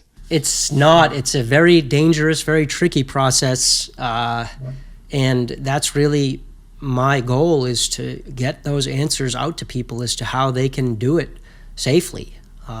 Right. Because that's not an easy thing. And it's a really tricky thing, or it's a really curious thing, because like your facial structure looks great. Even when you turn, your side profile looks great too. Like you got a very Chad face, so it's kind of like to hear you're still having issues with your neck and headaches. It's like, oh, what? But like it looks like he has fantastic facial structure. So it's a kind of head scratching thing, Yeah, it is, and there's explanations for that. Symptoms don't always follow the phenotype, right? Like you can have someone that's very retrognathic and has very small jaws and is totally asymptomatic. And then you can have someone like me that appears to have pretty good jaws but has really severe symptoms. And trying to understand why that happens always has to occur on a one-on-one basis. And in my case, it may have to do with some abnormal nerve structure that I have in my neck that makes my nerves particularly sensitive around even small imperfections, right? I also have a condition called a Chiari malformation, which means that there's a compression of my spinal cord, the foramen magnum, which is the hole at the bottom of the skull that the spinal cord emerges from, and also the brain itself. In the back, they're all sort of pinched at the back of my skull there, and so there's also nerves that come out of that spot that innervate the neck and the scalp, and so it's possible that in my case, my nerves are basically already on edge because of that, and so even a small imperfection in my neck posture or in the function of the muscles at the back of my neck related to my tongue being trapped, because of course the tongue muscle is intricately connected with the muscles at the back of my neck. In my case, there's just something about that whole web that's really, really sensitive. So. Man, yeah, it's I mean, it's a tough topic because, it's this incredibly important thing for health, this structure your face, but then you tell someone like, hey, I've got the perfect health hack for you. It's going to increase your energy levels in the day. It's going to dramatically improve your sleep. So you're going to gain less weight. You're going to put on more muscle. You're going to be more alert. You're going to have better hormone profile. So you'll be more confident and basically happy throughout the day. All you got to do is modify the structure of your face. They're like, whoa, get the hell out of here. So it's, and we want to, I was captivated by the idea of hard mewing myself. And I thought there could be gains to be made by that. And it was basically like you said, like I did, if you look at a picture of me from 2016 or so, even my friends were like it's, who is, like I sent a picture of myself from 2016 to my friend without any comment. And he's like, what, who is this guy? And then I was like, oh, that's me. It's like, wow, you look dramatically better now. And, it's a wonder what more muscle mass, less fat, and then modifying the soft tissues where possible, it changes the appearance, attractiveness dramatically. So yeah, that was exciting to get the mewing gains in terms of the soft tissues, but yeah, there's just this chasm you can't cross with only mewing, and then that's where you can make all these fantastic gains, especially because there'll be times where I'm sick or something, so my nose is stuffed up, and I'm just like, this is terrible. I can't breathe through my nose. This is awful. So imagine how much better it's going to be if maybe I'm using like 70% of my nasal capacity, but if I get that to 100%, if the difference between a stuffed nose and a 70% nose is that good, I can just imagine like how much better it's going to be to be able to breathe fully, not have to do this. In the case of people with underdeveloped jaws that have really poor sleep and really poor posture, and then also suffer from anxiety disorders, depression disorders, and other mood and mental health disorders, it is a nasty downward spiral to be stuck in. And to fix that stuff, I think you got to hit it from all the different angles at the same time. And certainly the one angle that no one is really talking about is the jaw structure angle. That's a good place to end on, unless there's anything else you wanted to mention. And please direct us also to your YouTube channel, your other social media, and I know you're working on a book. Yeah. I just to respond to what you just said, I find that a lot of people who arrive at my channel and end up in this space didn't know what they didn't know.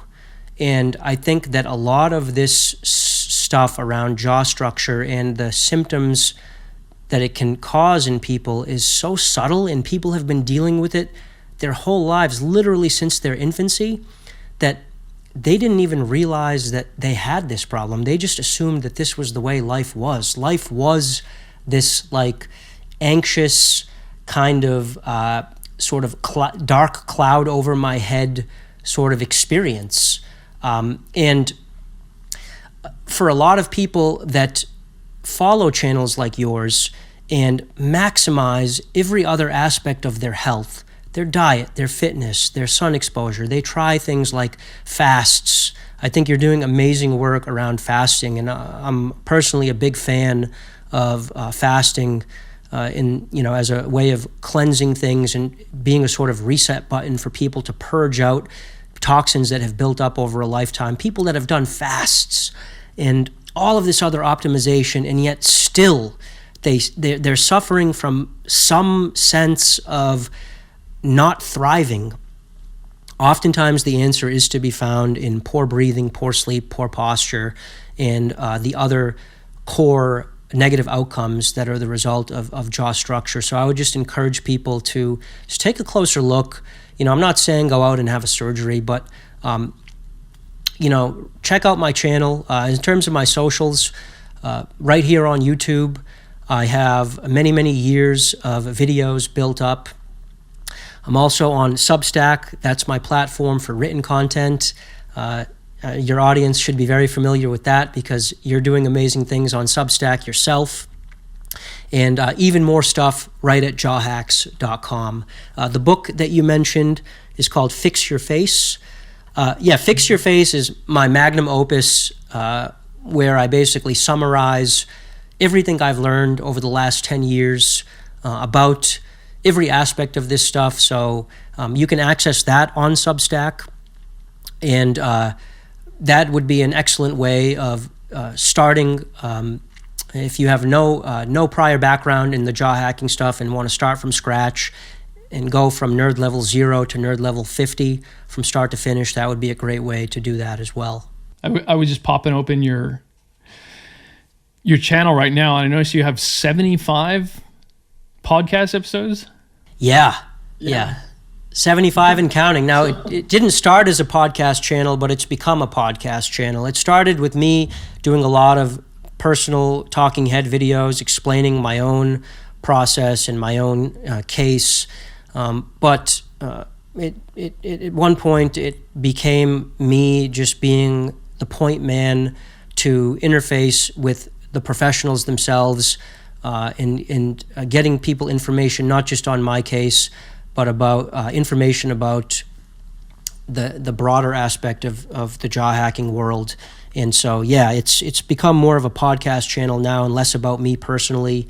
But certainly through my podcast, you can meet and become acquainted with experts that can safely help you in this space if you're thinking about doing some of these more invasive expanders and surgeries.